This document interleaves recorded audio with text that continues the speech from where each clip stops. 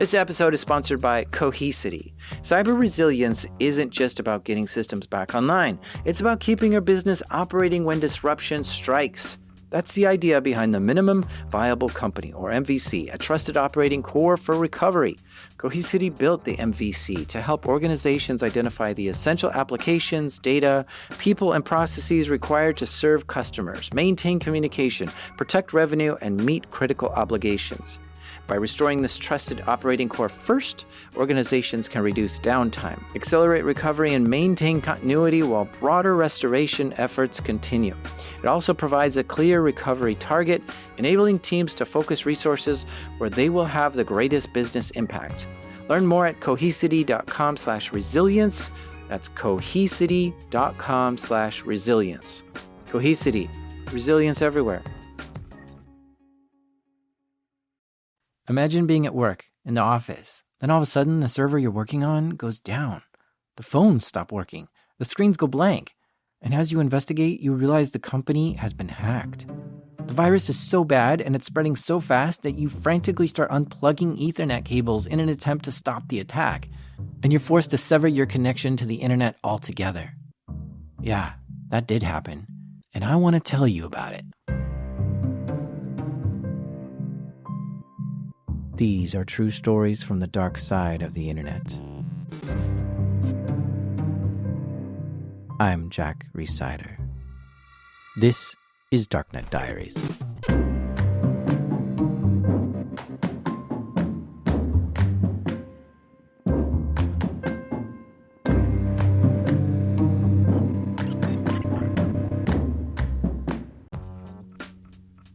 This episode is sponsored by Shopify.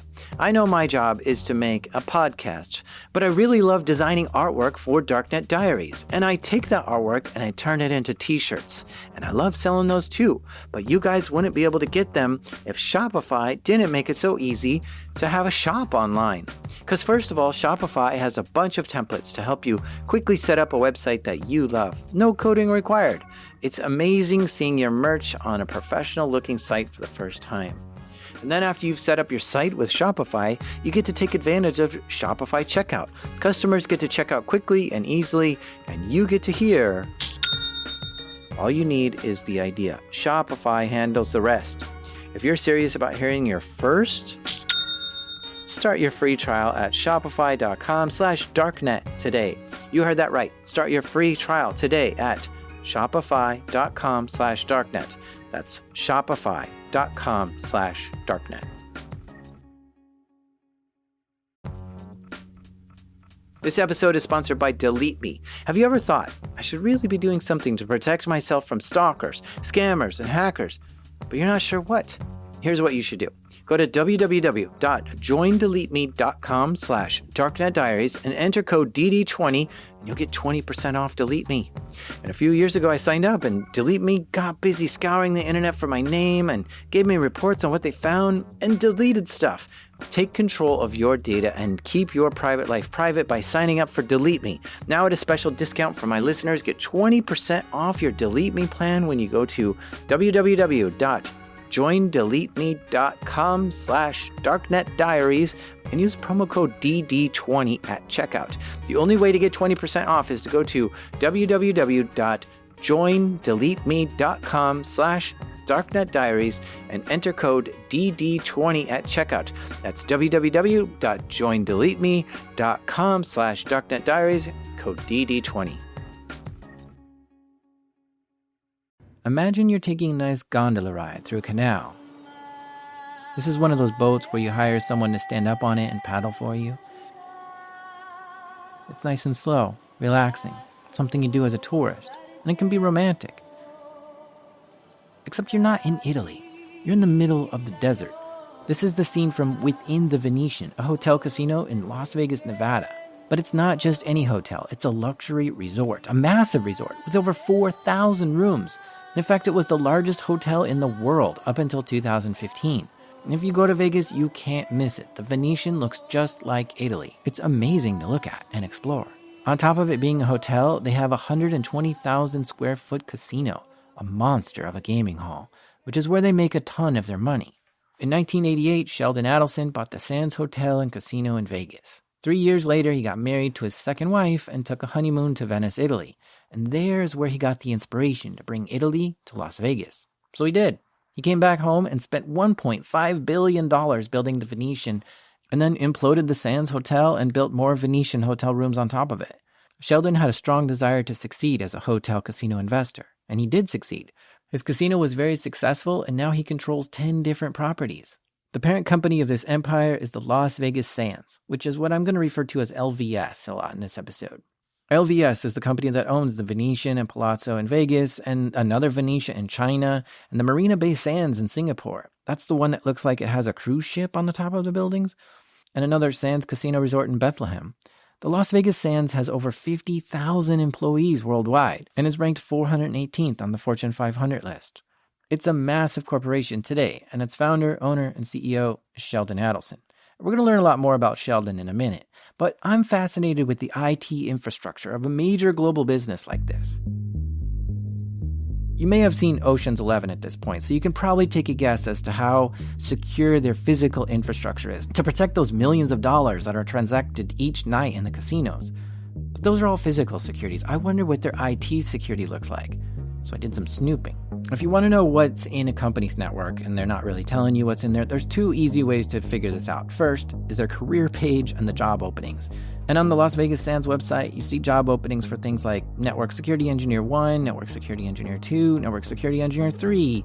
And to qualify for these roles, you have to be proficient in Cisco routers, Aruba wireless controllers, Checkpoint firewalls, Palo Alto firewalls, Blue Coat web proxies, and F5 load balancers and VPN servers. And you know what? These are all the technologies that I would expect to see in a large Fortune 500 company's network. So nothing's really out of ordinary here. The second place I look to get a good idea of what's in their network is LinkedIn. A couple of simple searches here, and I'm finding hundreds of IT people claiming that they work at the Las Vegas Sands, ranging everywhere from cybersecurity project manager to a whole army of cybersecurity engineers and analysts and administrators. I think this paints a good enough picture for me. With a few other Google searches, I've got a pretty good idea what their internal network is like and what their staff is like. The IT security team at Las Vegas Sands seems to be pretty big. I'm guessing somewhere between 200 and 1,000 engineers, technicians, analysts, investigators, directors, and more.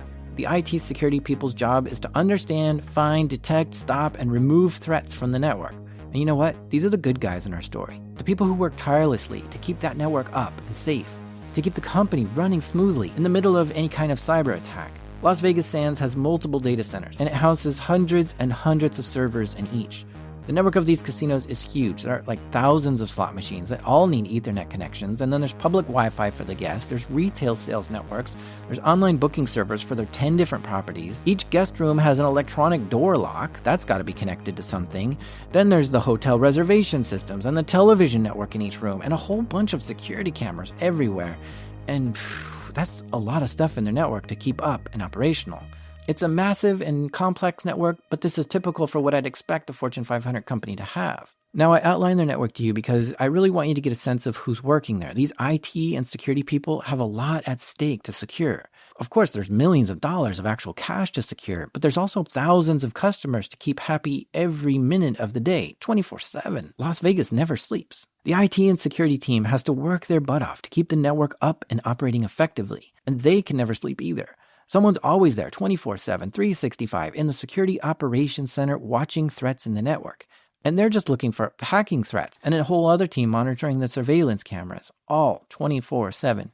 A network this big comes with a lot of hazards of things breaking. It's just the nature of having a large network. Cables go bad, upgrades fail, patches introduce new bugs, And of course, there's network attackers, hackers that are trying to push malware onto the network and through their websites and onto the wireless network to maybe try to figure out a way in getting some of that casino cash. I'm sure that running a casino attracts thieves like garbage attracts flies. The security team at Las Vegas Sands has done a great job. They've deployed state-of-the-art infrastructure and hired top-notch talent to keep the place secure. It seems like they've thought of everything that can possibly go wrong, and they have a plan in case that happens. But as you might guess, something does go wrong that they didn't expect. All right, let's go back to Sheldon now. So what do we know about Sheldon Adelson? Well, the man has money, lots of money. Las Vegas Sands is the biggest casino operator in the world, and this CEO owns over half of it. The Bloomberg Billionaires Index has Sheldon with a net worth of $36 billion. That's the kind of money I can't even wrap my head around. He's a self-made billionaire whose wealth just keeps growing. Sheldon started young, growing up in a low-income family in Boston, and he had his eyes on making money, and he set out to do just that. He created business after business. Some were more successful than others, and then he found gold. In the 1970s, when personal computers started to become popular, he created Comdex. This is a computer trade show which brought all the top tech companies together to showcase their latest technologies. The Comdex Tech Conference was a major success. To give you an idea of how well it did, in 1979, Sheldon held Comdex at the MGM Grand Hotel in Vegas, the most famous and luxurious hotel casino in the world at the time. Within 10 years, business had exploded for Comdex and became the largest trade show in Las Vegas, earning in excess of $20 million each year. Listen to this reporter coming at you live from the 1993 Comdex trade show. There may be a recession going on out there somewhere, but you certainly couldn't tell here in Las Vegas, as over 2,000 exhibitors, more than 140,000 attendees are here at a bigger-than-ever fall Comdex. Lots of new product introductions from the big guys like Microsoft and Intel, also new products from smaller companies with names you've probably never even heard of. 140,000 attendees. That's mind-boggling. I mean, the E3 convention that was in Las Vegas last year only brought in 69,000 attendees. The success of Comdex made Sheldon Adelson a multi-millionaire. And he sold Comdex in 1995 for $860 million to focus his attention and wealth on the Las Vegas Sands. The Venetian in Las Vegas, his mega project that he developed to replicate Venice, Italy, was soon the first privately owned and largest convention facility space in the U.S., and not to mention a casino heaven for gamblers. So you can see how Sheldon has emerged as a dominant figure, and behind his businesses, he's outspoken and not shy at all about using his money to bolster up the causes he believes in. The sheer scale of donations to the Republican Party in the U.S. alone has kept him in the spotlight. I mean, we're talking donations of $120 million in the 2012 presidential campaign and $82 million in the 2016 presidential campaign. All this went to the Republican Party. These are colossal amounts to us, but small change to Sheldon. Considering he's a mega donor, some question what kind of influence that sort of money buys you. But he's not just interested in U.S. policy. He's also very concerned with the rising online gambling phenomenon. He wants to protect his casino empire. His reach doesn't stop there, though. He's a strong and vocal supporter of Israel and a good friend to the Israeli Prime Minister Benjamin Netanyahu. Sheldon also owns 2 Israeli newspapers, the Israel Today and Makor Rishon. He also owns a newspaper in Las Vegas, the Review Journal. So Sheldon has a fair share of the media market in both Israel and Nevada, right where he wants it. Hearing this, I'm reminded of the great newspaper mogul William Randolph Hearst, who once said, "You furnish the pictures, I'll furnish the war." Meaning a newspaper has a powerful way to shape general opinion and belief. But I'm not going to go into whether or not Sheldon's newspapers are slanted one way or another, but for a person who's so involved in politics, it certainly wouldn't be a surprise. In his private life, Sheldon has a powerhouse of a wife who's equally supportive of Israel. Israeli-born Miriam Adelson says her heart remains in Israel and is clearly an influence on Sheldon's strong pro-Israel stance. Miriam is a medical doctor who specializes in drug addiction, research, and treatment, and has a very nice career of her own. And this husband and wife team stand firmly together when it comes to donating their money and supporting political candidates and Israeli causes. Direct, confident, and a little arrogant, Sheldon Adelson is a man with money, influence, and connections. And he's not a figure who sits quietly in the background. And when a CEO of a large corporation like this has such strong political character traits, it can sometimes lead to trouble. On October 22nd, 2013, Sheldon Adelson was the guest of honor at the prominent Jewish Yeshiva University in New York. The rabbi who led the panel questioned Sheldon on his thoughts on whether America should negotiate with Iran. Here's what Sheldon's response was. Right, so you would support negotiations with Iran currently so long as they first seized all enrichment of uranium? No. What do you mean support negotiation? What are we going to negotiate about? What I would say is, listen, you see that desert out there? I want to show you something. You pick up your cell phone and you call somewhere in Nebraska and you say, okay, let it go. So there's an atomic weapon goes over ballistic missiles in the middle of the desert that doesn't hurt a soul. Maybe a couple of rattlesnakes and scorpions or whatever. And then you say, see, the next one is in the middle of Tehran. the CEO of Las Vegas Sands, a multi-billion-dollar company, just casually suggests that the U.S. should send nuclear weapons into the Iranian desert as a warning shot, following up with a message that the next one will be aimed straight for Tehran, the capital. It's bold, blunt, unashamed. Sheldon had just dropped a verbal bombshell. While the collection of students at the talk seemed to respond warmly to his comments, Philip Weiss was in the audience recording the response on video. Philip runs a website called Mondo Weiss, which some say is controversial. Many critics have said the stories posted to Mondo Weiss are anti-Semitic and cause controversy. And it's possible that if Philip wasn't there recording this, the story would have ended right here. But because Philip was there, and he caught this on video, and he's a popular journalist, the story does not stop here. He posted his video to his website, Mondo Weiss, the following day. The national media ate it right up.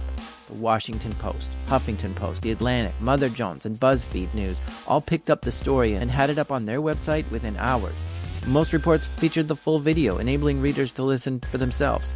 And it turned out it wasn't just the general public who were listening. A month after the comments aired, Supreme Leader of Iran responded directly, and he told students in Tehran that America should, quote, slap these prating people and crush their mouths, unquote. The Iranians were not happy with Sheldon Adelson. This episode is sponsored by Vanta. What's the one thing in business that's spreading as fast as AI? AI risk. Every new tool your team signs up for, every vendor that turns on AI features, every new integration, each one is an opportunity for something to go wrong. And most security programs weren't built for AI's pace of growth. Enter Vanta. Vanta is helping companies like yours watch for the risks that show up between audits, across your vendors, your AI tools, and your whole environment. How? The Vanta agent works like a 24/7 GRC engineer in the background, finding issues, drafting fixes for you, and cutting vendor assessment time by up to 50%. Whether you're a fast-growing startup or a global enterprise, Vanta is here to help you automate your security and compliance and earn and prove trust. Get started today at vanta.com/darknet. That's spelled VANTA. Vanta.com/darknet. One of Sheldon's properties is called Sands Bethlehem, but this is not the Bethlehem that's in Palestine. Sands Bethlehem is in Pennsylvania, United States. It's about 2 hours north of Philadelphia. This casino is nowhere near the Las Vegas mega resorts, but it still has 300 rooms and 3,000 slot machines. And 2 months after Sheldon's comments about Iran were broadcast, the IT team in the Sands Bethlehem Resort saw some worrying activity on their computer network. Someone had scanned their network to see what Sands Bethlehem had on the internet, and they found the usual stuff that you'd see a company has: web access to email and external websites for customers, and a VPN. This VPN was for remote workers who could securely connect into the network, and then they'd get access to the internal network. So if a hacker could get into this VPN, they'd have inside access to the network. So the hackers started trying to guess the passwords to some VPN users. They tried root, admin, password 1, Sands, and a bunch of common passwords. When that didn't work, they tried more complicated passwords, like using special characters and numbers. And they tried hundreds and hundreds of password combinations to try to get into this VPN. But so far, they were unsuccessful. The Sands IT security team is good, top-notch, like hawks, okay? They saw this, they noticed the brute force password attack, and they took action. They enabled two-factor authentication for VPN users. This would completely remove the ability for a brute force attack to be successful, because you need not only the password, but you also need that token code that only the VPN users would have on their phone. So this brute force attack went on for a while and eventually died down. The attackers weren't done. They looked to see what else Sands Bethlehem had on the internet, and they found a curious server was online. When new updates would go onto the official website for Sands Bethlehem, they'd first pass through a staging server, and this looks like an exact replica of the live site, but it's where new changes can be staged, and it's there for testing purposes. The attackers found this server, and they attempted to see if that staging server was vulnerable to some exploits. The hackers exploited that server and gained access to it. They were in. But just getting into one server usually isn't enough. You now need to figure out how to laterally move or escalate your privileges and find something else. The hackers saw some other servers to try to get into, but they didn't have any usernames or passwords to use to try to log in. So they used a tool called Mimikatz. Mimikatz is an incredible hacking tool. And here's how it works. On a Windows computer, when you log into it, it stores your password in clear text in the RAM. And that's just by design. That's Windows' normal behavior. And Mimikatz knows exactly where to look to dig that password out of memory. And what this means is that if you run Mimikatz on a vulnerable Windows computer, you will get a list of all users and their clear text passwords that have ever logged into that computer since it's been rebooted. This is huge. And I don't know why, but for some reason Microsoft refused to fix this vulnerability for years. There was literally nothing you could do about it. So these hackers ran Mimikatz on this web development server, and from there, they were able to see the usernames and passwords of web developers and IT admins for Sans Bethlehem. And these are the people who probably have access to a lot of IT infrastructure within the network. This gave the hackers access to a lot of the network. But they quickly discovered that Sans Bethlehem was completely isolated from the main Las Vegas Sands network in Nevada. They could not find any tunnels or connectivity between the two locations. The hackers were on some kind of mission, and access to the Sans Bethlehem network was just not good enough. They needed access to the main data center for all of Las Vegas Sands. They looked at the usernames and passwords that they harvested through Mimikatz and started trying to see what they had. They found that for remote users to get in the Las Vegas data center, there was a VPN for them to connect to. So the hackers tried these usernames and passwords they had from the staging server to try to connect to the main data center VPN in Vegas. And sure enough, one worked. A senior Sans IT administrator had visited the Bethlehem site and did some work there recently, and now that the hackers had that person's login information, they were able to use it to get into the main Las Vegas network. And from here, the hackers analyzed the network and established a firm foothold in it, and they gave themselves a persistent connection to it in case that password was to change. Hackers continued to analyze the network and building a map of what was there, and they were very quiet the whole time and were careful not to raise any alarms. A few weeks later, on February 10th, 2014, the hackers made their move. Inside the LVS network, they set off a piece of code custom written in Visual Basic, a wiper code with the goal of destruction. It worked its way through the network, accessing, copying, and deleting all the data as it went. The data wiped from the hard drive was replaced with useless nonsense code, making it almost impossible to recover. While the wiper code silently crept through the network, staff computers started crashing. Phone systems stopped working, and IT teams were flooded with calls telling them the same thing from frantic staff members.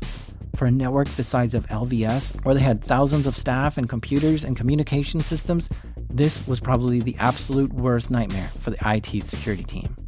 Computer systems at LVS were in total chaos.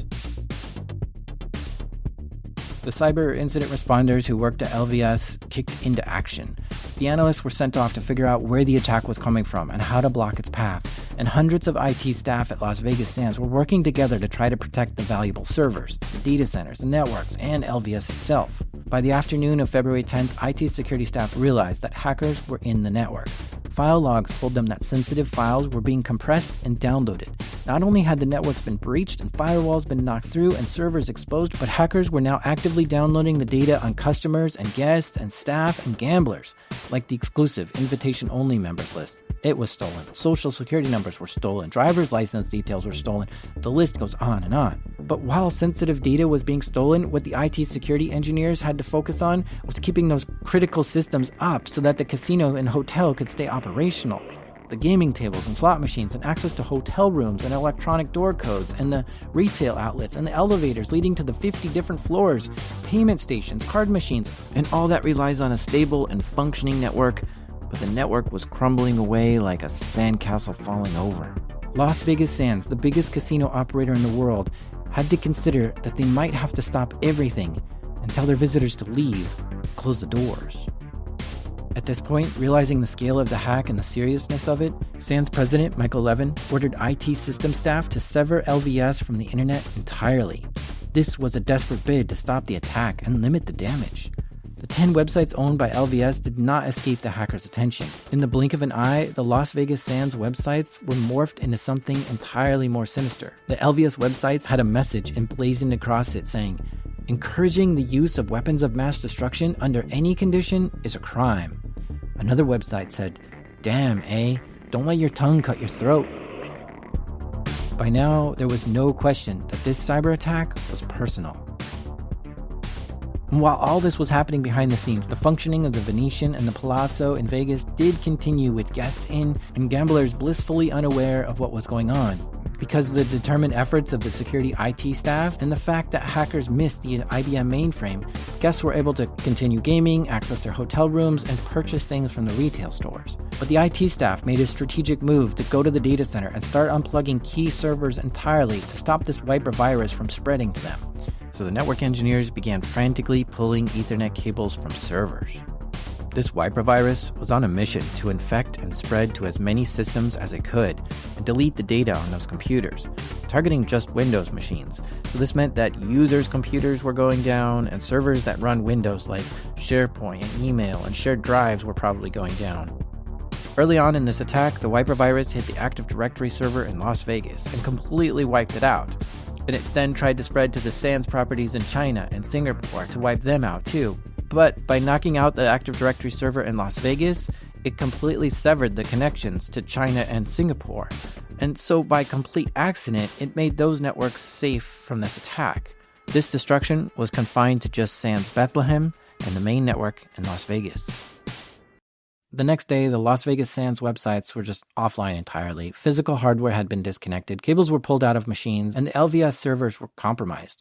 It took the IT security team, which might be as high as 1,000 members strong, almost a full week to reestablish connections securely to get Las Vegas back up and running fully. This outage was noticed by some people, so publicly the company spokesperson had to say something to reassure their customers, if nothing else. And they chose to play down the attack by announcing it was just vandalism targeted at their websites and some damage to the background office systems and emails. But when the hackers heard this, it didn't sit well with them. The hackers responded with a 10-minute-long YouTube video highlighting Sheldon's exact comments and showing a number of files and folders and passwords and details that they had accessed and stolen during the attack. They wanted the world to know that what they were doing is much more than mere vandalism and the reasons why they were doing it. But that video was removed by law enforcement very soon after it was uploaded, but not before it had been viewed a few thousand times. The cyber attack on LVS was clearly designed to immobilize and destroy as much of their server and network capacity as possible. The goal here was to hit Sheldon Adelson right where it hurt the most. So who did it? The messages left on the defaced LVS website provide the first obvious clue. Sheldon's comments about nuclear weapons in Iran clearly provoked some anger there. In 2015, a year after the attack, U.S. Director of National Intelligence James Clapper addressed this exact hack in a Senate hearing. Here he is. 2014 saw, for the first time, destructive cyber attacks carried out on U.S. soil by nation-state entities, marked first by the Iranian attack against the Las Vegas Sands Casino Corporation a year ago this month, and the North Korean attack against Sony in November. These destructive attacks demonstrate that Iran and North Korea are motivated and unpredictable cyber actors. Whoa, this is crazy. While LVS itself refused to address that this cyber attack even occurred publicly, here we have, through an official channel, that not only was LVS a victim to a cyber attack, but James Clapper is saying that the people who did it was the Iranian government itself. Not just some activists, but this was carried out by the Iranian military or something. And this raises all kinds of new questions. Why would a government spend resources to attack a private company? Was this the same wiper virus that Iran used to attack Saudi Aramco? Why didn't the Iranian government take credit for this attack? But then on top of that, Director Clapper said that this was the first ever destructive cyber attack on U.S. soil that was conducted by a nation-state actor. I think the key word here must be destructive. In episode 19, I go over an attack that China did on Google back in 2009. And you can even go back 30 years ago to an attack called Moonlight Maze, which was Russia hacking into a U.S. Air Force base. But I guess those weren't destructive in nature. Maybe this was the first ever destructive cyber attack on U.S. soil done by a nation-state actor. But if the Iranian government is behind this, it's interesting because Stuxnet was a U.S. attack on Iranian soil. And maybe this is Iran kind of flexing a little, showing that they have cyber attack capabilities, and this is kind of a response to Stuxnet. But if that's the case, it's really troubling that a private company has to face the wrath of a nation-state actor. But it's really hard to know exactly what the motives are behind this attack. Was it just a simple provocation that Sheldon did? Or was there something more to this? For LVS, even though we know where the hack came from, I still can't get over the fact that the CEO of a Fortune 500 company managed to talk himself into this huge amount of destruction and damage. The attack on Las Vegas Sands wiped out almost 75% of the company's networks and servers, rendering much of their equipment and workstations useless, and valuable data was just wiped. But the damage went deeper than some crashed computers. Sands president Michael Levin confirmed it took more than $40 million to fix the damage by building new systems and recovering from the data lost. This was no small cyber attack, and if the hackers' intention was to disrupt and destroy, they achieved their aim.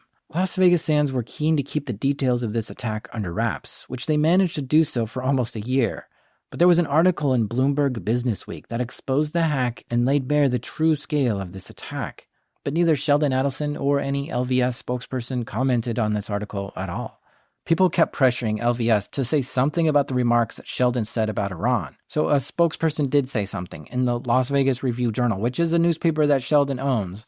And the spokesperson said that Adelson's comments were not meant to be taken literally. He was simply trying to say that actions speak louder than words. But I think the moral of the story here is that words matter. Las Vegas Sands did eventually confirm that they suffered a large-scale cyber attack in February 2014 and named its computer networks in the U.S. as a target.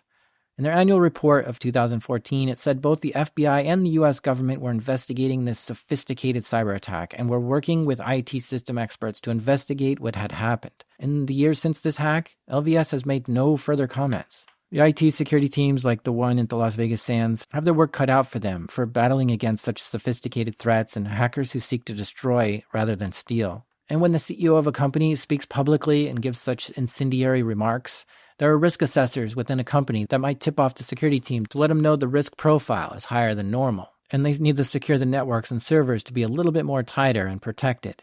But when hackers are playing the long game, watching and monitoring and lying in wait, and when they do get in and wreak the kind of destruction and havoc they did here, it leaves an almighty mess for even the biggest and best IT security teams to clean up.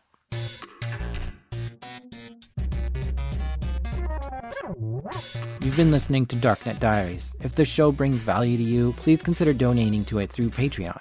And there you can get a bonus episode, an ad-free feed, and stickers. This episode was created by me, just a plain old sock monkey, Jack Resider, and got some writing and research help this episode from Fiona Guy. And the theme music is created by the Beat Farmer, Breakmaster Cylinder. See you in 2 weeks.